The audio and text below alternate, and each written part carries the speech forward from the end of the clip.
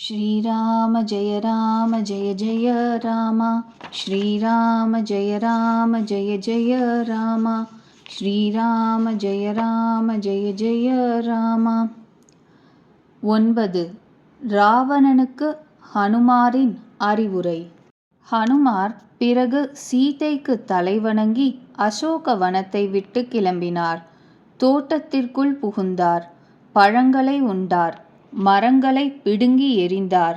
அங்கு போராளிகளான காவலாளிகள் பலர் இருந்தனர். அவர்களில் சிலரை கொன்று போட்டார். சிலர் சென்று ராவணனிடம் முறையிட்டனர். அரசே, ஒரு மிகப்பெரிய குரங்கு வந்திருக்கின்றது. அது அசோகவனத்தை அழித்துவிட்டது. பழங்களையெல்லாம் தின்றுவிட்டது. மரங்களை பிடுங்கி எரிந்து கொண்டிருக்கிறது. காவலாளிகளை மிதித்து மிதித்து தரையில் போட்டு கொள்கிறது. இதை கேட்ட ராவணன் பல போர் வீரர்களை அசோகவனத்திற்கு அனுப்பினான். அவர்களை பார்த்து ஹனுமார் கர்ஜனை புரிந்தார்.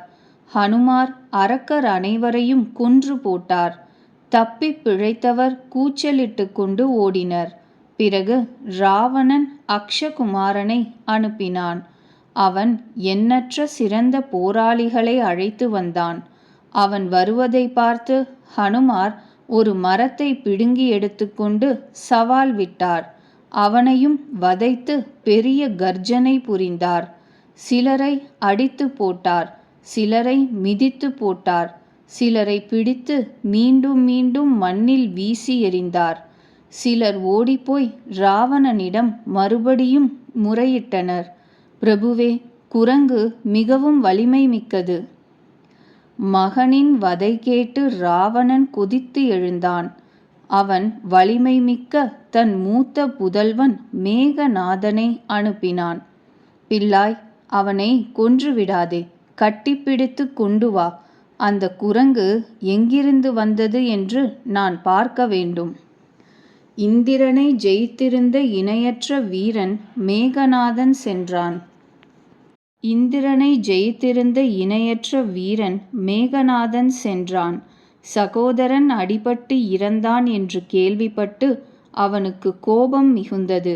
ஹனுமார் ஒரு பயங்கர வீரன் வருகிறான் என்பதை கவனித்தார். பற்களை நரநரவென்று கடித்து கர்ஜித்து கொண்டு ஓடினார். அவர் மிக பெரிய மரம் ஒன்றை பிடுங்கி எடுத்தார்.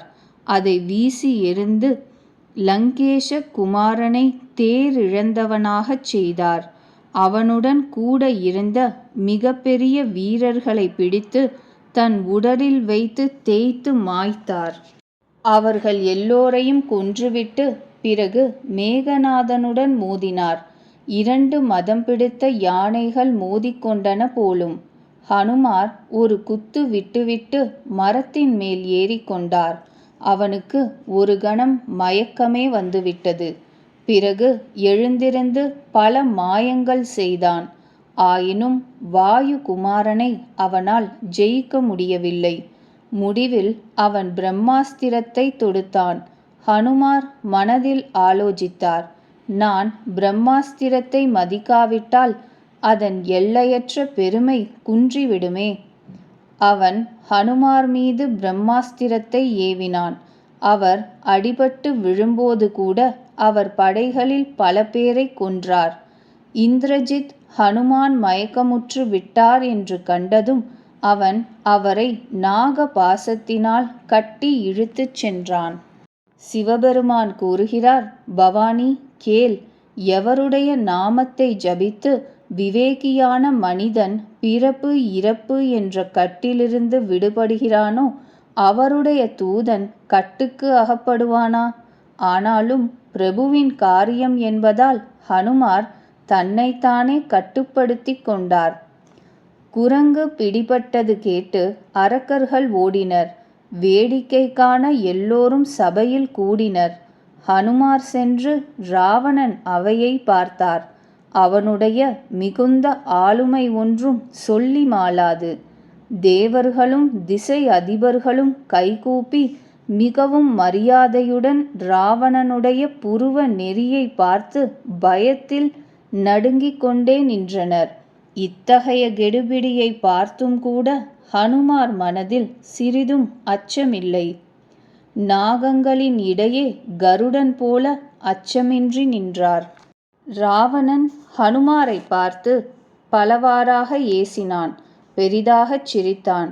பிறகு தன் மகன் வதை நினைவிற்கு வந்ததும் அவன் உள்ளத்தில் துயரம் மிகுந்தது. லங்காபதி ராவணன் கூறினான், ஏ குரங்கே, யார் நீ? எவனுடைய பலம் கொண்டு நீ வனத்தை சீரழித்து நாசமாக்கினாய்? நீ எப்பொழுதுமே என்னை பற்றி காதுகளில் கேள்விப்பட்டதில்லையா? அட முட்டாளே, நீ அச்சமின்றி நிற்பதையா நான் பார்க்கிறேன்? நீ என்ன தவறுக்காக என்னுடைய அரக்கர்களை கொன்றாய்? முட்டாளே, உனக்கு உயிர் போய்விடுமே என்ற பயம் இல்லையா? ஹனுமார் கூறினார், ராவணா, கேள்.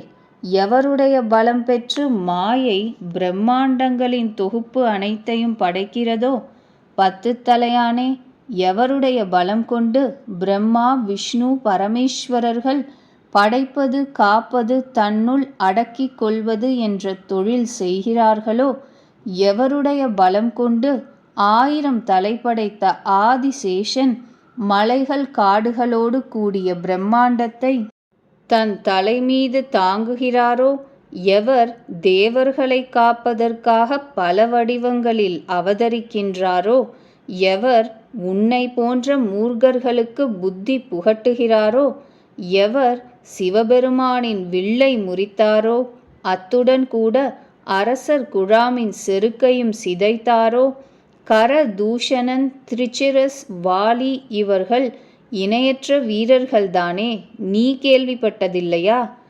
எவர் இவர்கள் அனைவரையும் கொன்றாரோ, எவருடைய பலத்தின் லவலேசம் கொண்டு நீ சராச்சரம் அனைத்துமான உலகை வெற்றி கொண்டாயோ, எவருடைய பிரிய மனைவியை அநியாயமாக திருடி வந்தாயோ, அவருடைய ஸ்ரீமன் நாராயணனான ராமச்சந்திர மூர்த்தியின் தூதன் நான்.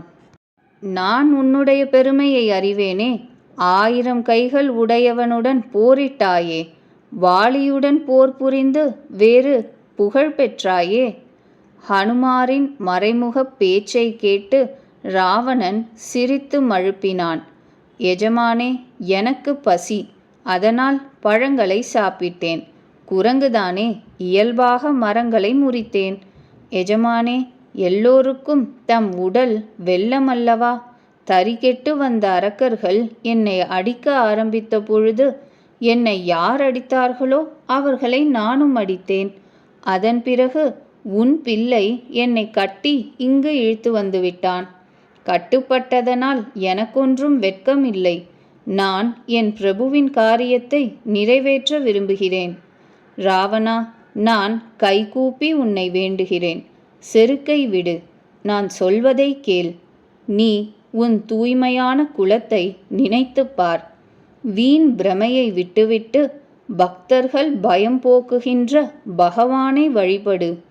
எவர் தேவர்கள் அரக்கர்கள் சராச்சரம் அனைத்தையும் விழுங்கி விடுவாரோ, அந்த காலன் கூட எவருடைய பயத்தினால் மிகவும் நடுங்குகிறாரோ, அவருடன் ஒருபொழுதும் பகை கொள்ளாதே.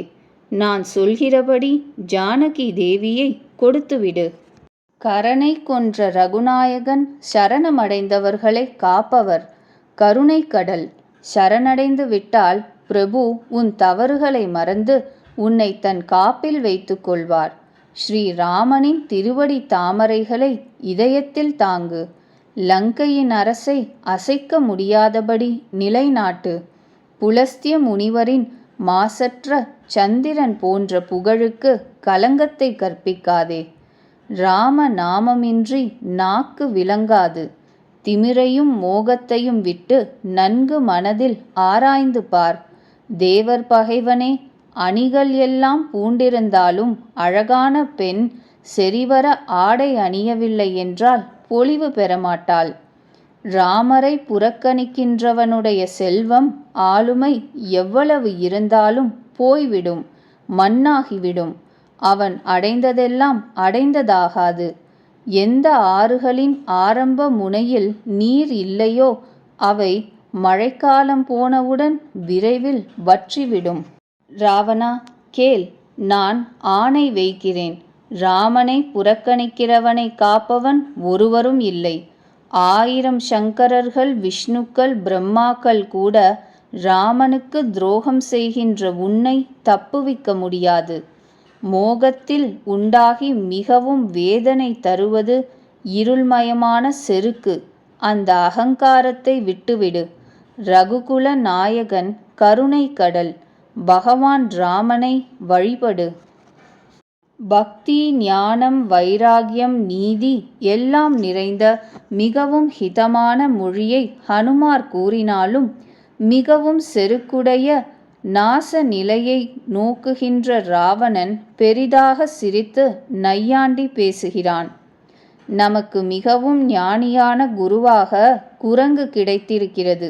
துஷ்டனே, உனக்கு சாவு நெருங்கிவிட்டது. தாழ்ந்தோனே, எனக்கா நீ அறிவுரை கூறுகிறாய்? ஹனுமார் கூறினார், இது தலைகீழாகுமப்பா. சாவு உனக்குத்தான் வந்துவிட்டது, எனக்கல்ல. இந்த உன் புத்தி மாறாட்டத்தை நான் வெளிப்படையாகவே பார்த்துவிட்டேன். ஹனுமாரின் இந்த எதிர்சொல் கேட்டு ராவணன் கொதித்து எழுந்தான். அடே, ஏன் இந்த முட்டாளின் உயிரை இன்னும் எவரும் வாங்கவில்லை? இது கேட்டதும் அரக்கர்கள் அனுமாரை அடிப்பதற்கு ஓடி வந்தனர். அதே கணம் மந்திரிகளுடன் கூட விபீஷணர் அங்கு வந்து சேர்ந்தார். அவர் தலைவணங்கி பலமுறை பணிந்து ராவணனிடம் கூறினார், ராவணா, அரசே, தூதனை அடிக்கக்கூடாது. இது நீதிக்கு புறம்பானது. அண்ணனே, வேறு ஏதாவது தண்டனை கொடுக்கலாம்.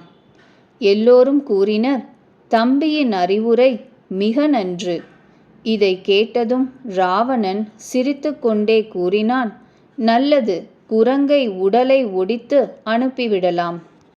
நான் யோசித்துத்தான் கூறுகிறேன். குரங்குக்கு வாலில்தானே பெருமையும் அருமையும். ஆகவே எண்ணெயில் துணிகளை முழுக்கி வாலில் சுற்றி கட்டி வாலிற்கு தீ வைத்து விடுங்கள் என்று இவ்வாறு அரக்கர்களுக்கு ஆணையிட்டு லங்காபதி ராவணன் வரப்போகும் கேடுகளை அறியாது பைத்தியம் போல சிரித்தான்.